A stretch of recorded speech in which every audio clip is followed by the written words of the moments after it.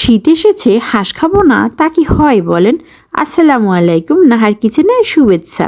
আমরা যারা হাঁস লাভার, আজকের রেসিপিটা তাদের জন্য। আমাদের আজকের রেসিপিতে থাকছে নারিকেলি হাঁস রান্না। তো প্রিয় দর্শক, চলুন দেখে নিচ্ছি কিভাবে আমরা এই রেসিপিটা করছি। নারকেল দিয়ে হাঁস রান্না করার জন্য আমি এখানে একটি দেশি হাঁস পুরোটাই কেটে নিয়েছি। প্রিয় দর্শক, আমি এখানে চামড়া সহ নিয়েছি, কারণ হাঁসের মাংস চামড়াটাই অনেকটা খেতে মজা। তো আপনারা যদি পছন্দ না করেন চামড়া খেতে, তাহলে চামড়াটা আপনারা ফেলে দিতে পারেন। চলুন মূল রেসিপিতে চলে যাচ্ছি। 1 কাপ পরিমাণ তেল দিয়ে দিলাম। তেলের ভিতরে দিয়ে দিচ্ছি 1.5 কাপ পরিমাণ পেঁয়াজ কুচি। আমি কিছু মশলা নিয়ে নিয়েছি।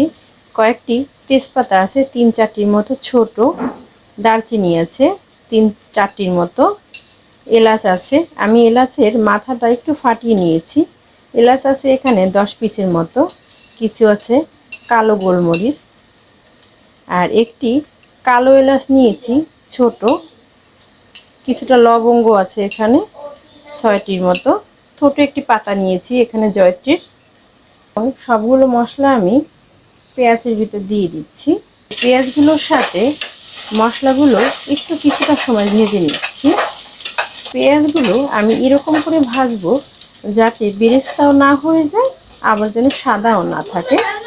আমি দিচ্ছি 1.5 চা চামচ পরিমাণ আদা বাটা, 1 চা চামচ পরিমাণ রসুন বাটা। এখন দিচ্ছি পরিমাণ মতো লবণ, 1 চা চামচ ধনিয়া গুঁড়ো, 1 চা চামচ জিরা গুঁড়ো, 1 চা চামচ মরিচ গুঁড়ো, হলুদ দিয়ে দিচ্ছি আমি 1.5 চা চামচ পরিমাণ। মশলাগুলো কষানোর জন্য অল্প পরিমাণে একটু পানি দিয়ে দিচ্ছি। সবগুলো উপকরণ আমি এখন ভালো করে একটু কষিয়ে নিচ্ছি, যাতে মশলার কাঁচা গন্ধটা না থাকে।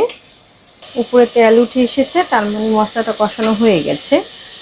এ পর্যায়ে আমি ধুয়ে রাখা মাংসগুলো দিয়ে দিচ্ছি।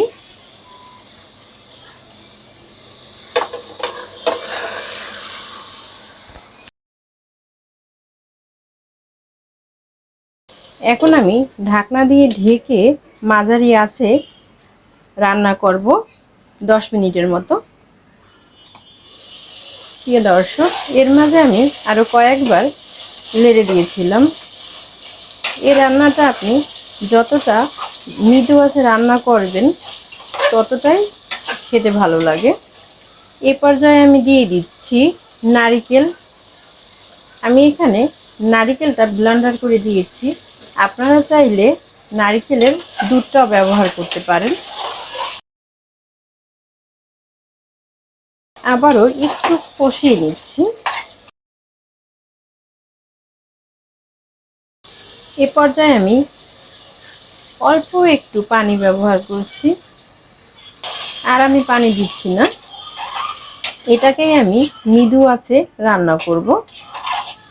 এখন আমি ঢাকনা দিয়ে ঢেকে দিচ্ছি এবং চুলার আঁচটা কমিয়ে দিচ্ছি। রান্নাটা আমি মৃদু আঁচেই করব। অনেকটা তেল উঠে এসেছে। দিয়ে দিচ্ছি কিছুটা কাঁচামরিচ, দিচ্ছি ভাজা জিরার গুঁড়ো, আর দিচ্ছি আধা চা চামচ পরিমাণ গরম মশলার গুঁড়ো।